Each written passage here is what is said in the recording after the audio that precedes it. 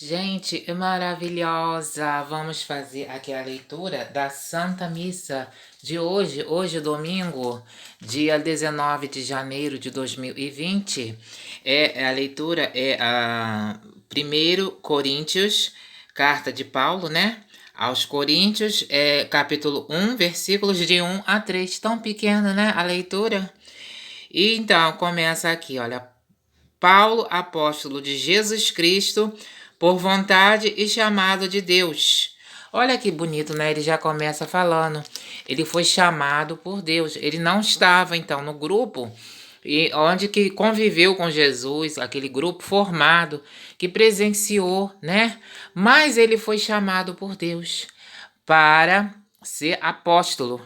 E a missão dele, ele levou o evangelho naquela situação para aquelas pessoas que ele foi fundamental para a missão que Deus estava reservando para ele levar a mensagem. E essa carta aqui, né, aos Coríntios, ele estava se dirigindo a uma localidade em especial, né? A igreja, o Paulo, irmão de Sóstenes, a igreja de Deus que está em Corinto. Dirijo-nos àqueles que foram santificados em Jesus Cristo e chamados a ser santos, juntamente com todos os que invocam em todo lugar o nome de nosso Senhor Jesus Cristo, Senhor deles e nosso.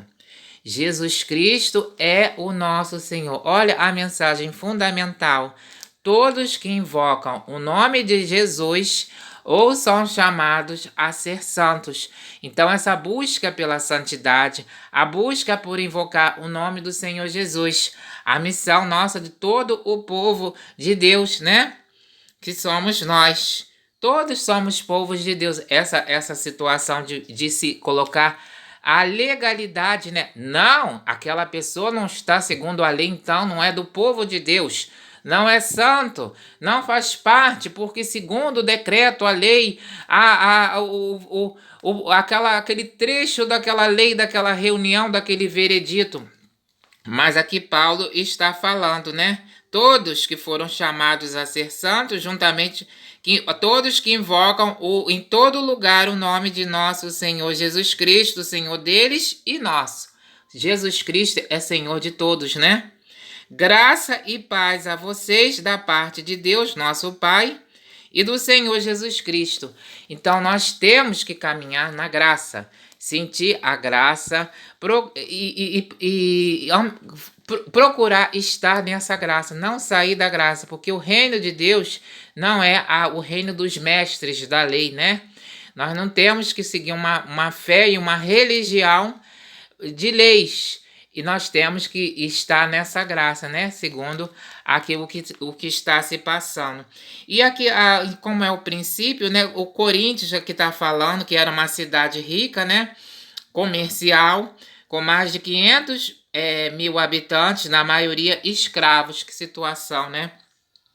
500 mil habitantes, na maioria escravos, uma cidade comercial, né? E as pessoas estavam, né, gente de todas as raças, religiões, à procura de vida fácil e luxuosa. E a riqueza escandalosa de uma minoria estava ao lado da miséria de muitos. Que situação horrível. Surgiu inclusive uma expressão, viver à moda de Corinto, que significava viver no luxo e na orgia.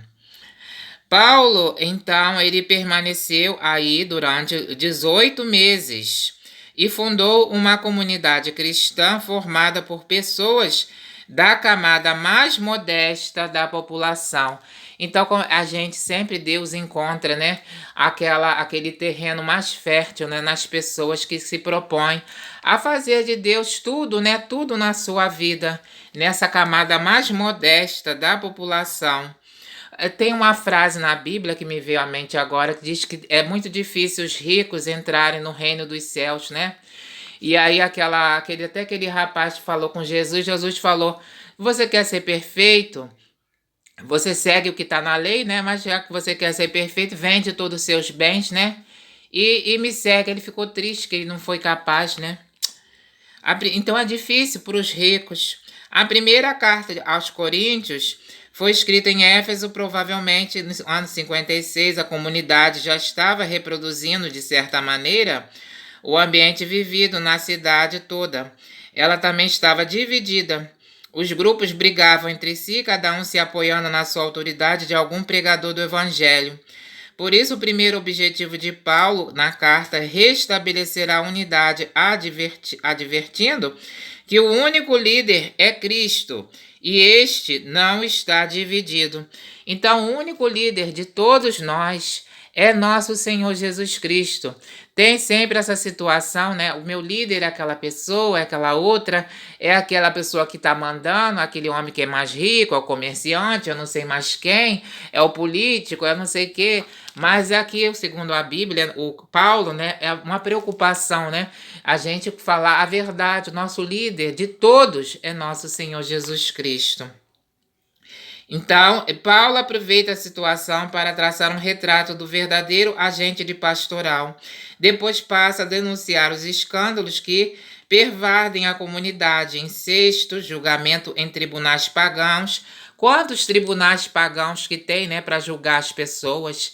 Mas o tribunal verdadeiro é o de Jesus Cristo, né? E ele ama a todos nós, né? Ele diz: amai-vos uns aos outros. E os tribunais pagãos, o que fazem, né, nas localidades? A imoralidade vai elaborando uma teologia do corpo, e este é o templo do Espírito Santo. Então nós somos igrejas, né? Porque nós temos o Espírito Santo habita em nós. Em seguida, responde diversas perguntas formadas pelos coríntios. Na primeira série, procura orientar os cristãos sobre os estados da vida: matrimônio, celibato, divórcio, indissolubilidade, o que pensar da virgindade, casar de novo. Então, ele vai colocando o verdadeiro fundamento da liberdade cristã, o respeito aos outros. Então, tanta gente, né, que não sabe se colocar no lugar do próximo, respeitar, né, o espaço do outro, a identidade do outro. Muita gente não tem os tribunais, né, que existem, as pessoas falam: não, vamos lá desrespeitar as pessoas. Então aqui não respeita nem a Bíblia. Tem gente que é cristã que não respeita o próximo, não se coloca no lugar do outro, né? Faz questão de espizinhar, de maltratar, de perturbar. Não, e aqui a liberdade cristã é o respeito. Então fica impossível, né, você viver uma fraternidade entre as pessoas quando não há o respeito. Inclusive dentro das igrejas, quando as pessoas dentro da igreja não fazem um acolhimento verdadeiro, elas fazem uma espizinhação de pessoas, né? Tem gente que joga até cachorro nos outros. Gente da igreja joga, gente. Tá pensando o quê? Que não joga não? Joga cachorro, faz uma barulheira dos infernos. Fala palavras que sabe que a pessoa não gosta de escutar. E às vezes a primeira pessoa vai lá, faz igual Judas, dá um beijinho, dá um abraço, faz um elogio, um afago. Depois ela vem com aquela coisa dos infernos. E depois o que acontece, gente? O mundo, ele tá nisso, mas o fundamento da verdadeira, da liberdade da fé cristã é o respeito aos outros, né? É o respeito aos outros, senão fica uma situação de condenação da própria comunidade. Se reunir para celebrar a Eucaristia, depois fala corpo de Cristo, sai de lá, vai fazer falta de acolhimento, acepção de pessoas, falta de respeito e de amor ao próximo.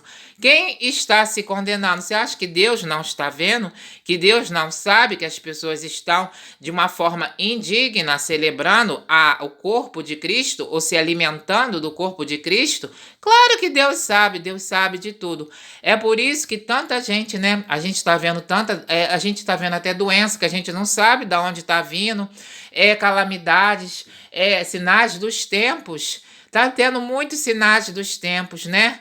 Então a gente está muita morte, muita gente morrendo, muita gente morreu, muita gente doente, muita coisa ruim, né? Muita violência e muita coisa não está se resolvendo. Então a gente tem sempre que clamar para que as pessoas elas estejam em que ouça o chamado de Deus.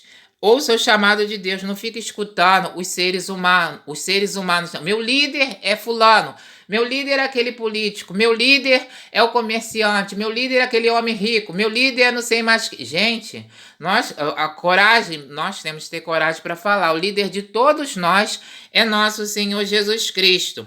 E a nossa vida não é para seguir para seguir fundamentalmente a lei. Nós temos que seguir, procurar nos santificar, né? Nós somos chamados para nos santificar e invocar o nome do Senhor Jesus, né? E fazer dele o nosso rei, o nosso mestre, o nosso Senhor e o nosso Salvador. E estar, né, sempre na graça, procurar sempre a graça e a paz. Louvado seja o nosso Senhor Jesus Cristo, que está vivo, vive e reina para sempre. Amém. Glória ao Senhor Jesus.